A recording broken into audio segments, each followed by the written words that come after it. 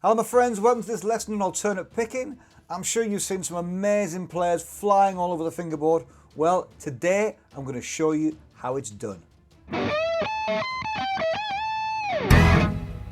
This lesson is in two parts.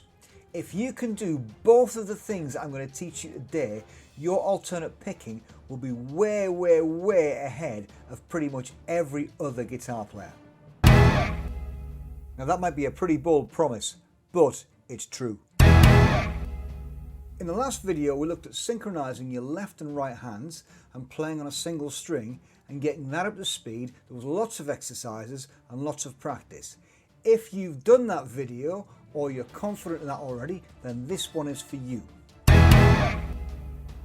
In this lesson, what we look at is changing strings. Now it might not sound like a big deal, but there's a little bit more to it than meets the eye. We're going to deal with that in this lesson. By the time you've finished, you will really understand it and you'll be on your way to becoming an absolute master of alternate picking.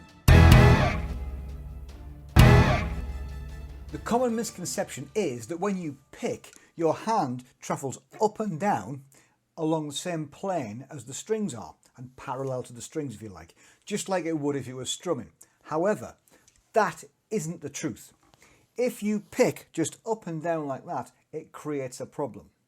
And the problem is your pick is trapped between the strings. Look closely.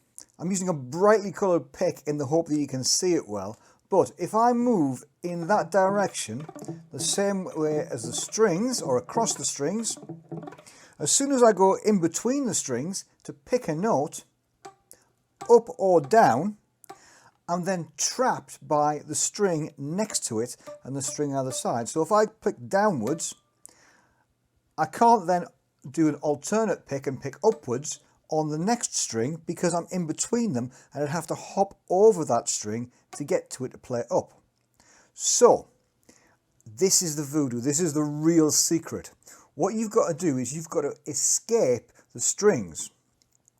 So when you pick a string, if we do a downstroke, we go not parallel to the strings, but down in towards the strings and out like that.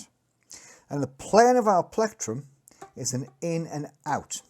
And when you go in, you go down, and up, you go out. Can you see what's happening? On that upstroke, I can escape. And if I can escape, I can change and move to the next string. And it doesn't matter which string, I can go to any string I like, but I can escape and I can get there. The astute amongst you will have noticed that when you do a downstroke, you are trapped between the strings, and when you do an upstroke, you are free and released, and you can then change strings because you're up in the air above them. This solves half of the problem. A lot of players, and a lot of great players, get away with that for their entire career. But in this video, I'm going to show you how you can escape on the downstroke and the upstroke so you can be free to move wherever you want, whenever you want. But one thing at a time. We need to control that in and out and that up and down and that escape on the upstroke first. So I'm going to give you a couple of exercises to work on that, and then a little bit later on in the video I'm going to show you how you turn that around and manage to escape on the downstroke. If we're only escaping for now on the upstroke, and that is for now, I will show you the rest later on. If we're escaping on the upstroke, that means every time you do two notes on a string, you can escape. So effectively, the even numbers are your escapes. If I do one stroke, I'm trapped between the strings.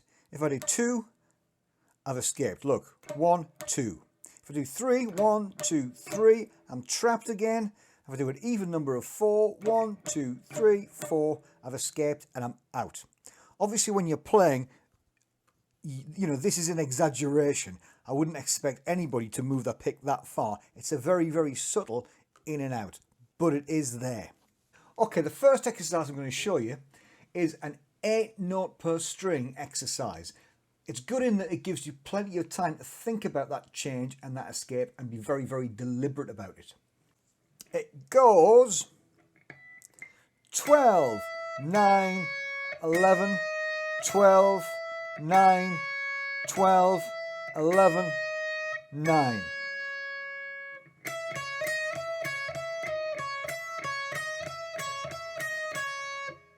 And all we're going to do initially is play that pattern on the first string and then across on the second string. Obviously we're in the key of E, so instead of playing the 11th fret on the second string, we're going to be playing the 10th fret. So the pattern goes like this. Can you see where the escape is? I've escaped. Escape. Escape. Escape with a fluff note. So put it together and get that pattern nice and smooth. Again, obviously practice it with a metronome. You should be working comfortably. Something like that kind of tempo. When you can do it there, practice it up and down the neck, try it in a few other positions. If you're feeling brave and adventurous, what you can do is run that pattern across the whole fingerboard.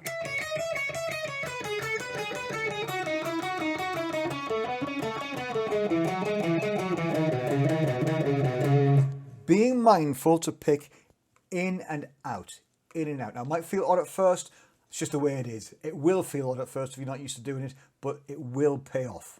When you can do that, try it up and down the neck, across the neck, start making up your own paths through the scales. You can go anywhere you like with this, and very, very quickly you start to be able to play at silly, silly speeds with ease and be relaxed about it and be accurate about it. Okay folks, are you ready for this one? This is the biggie. This is how you turn it around and escape on the downstroke. We've escaped on the upstroke because we're going in and out, in and out, in and out. What we have to do to escape on the downstroke is change the direction that our pick travels. So change the plane that it travels along. So to go in and out is that way, and to escape outwards we have to go that way. What we tend to do is to play by default down and in, up and out, and then when we need to change strings we will do one note where we turn and pull the pick or bring the pick out. It feels like you're just flicking that last note out.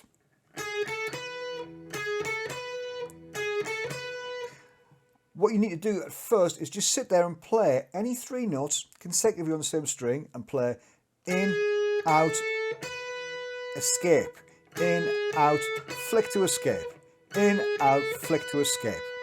And repeat that again and again and again. Do it with a metronome.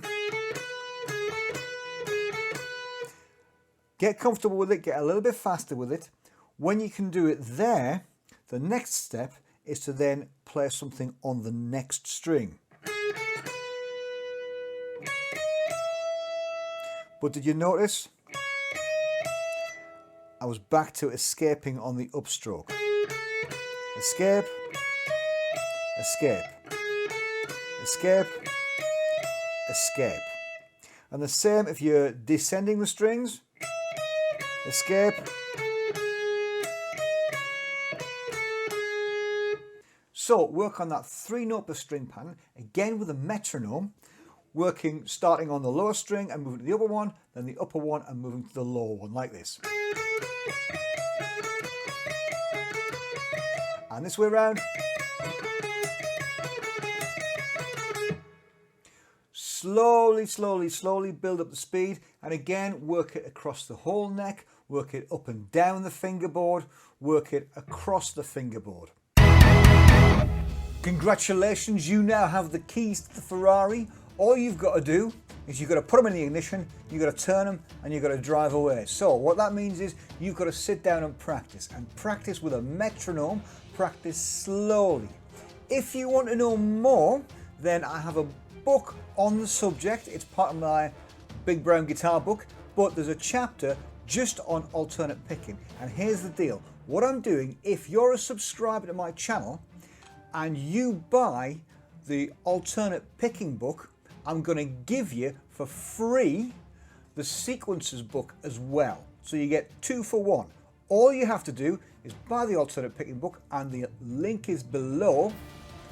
I'll give you the sequences book. All you need to do is email me, message me through here, send me a private message, and I will email you a copy of the sequences book for nothing.